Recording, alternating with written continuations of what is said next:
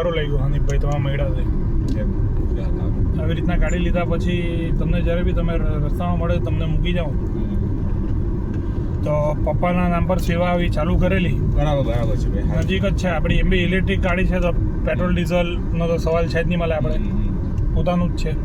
તો એવો કોઈ ખર્ચો બી નથી ને તમે મારા પપ્પાને કેટલા વર્ષોથી બાલ દાઢી કરવા આવતા તમારી બી ફરજ હું કેમ તું બી રખાઈ જાગ 2 મિનિટ પેલી જાક લેવાનું સમણે લઈને આવ્યો કઈ જગ્યાએ આ પેલા મોલમાં મારવાડીને હમણાં આવ્યો લઈને સારું હે ચાક ખોલો ને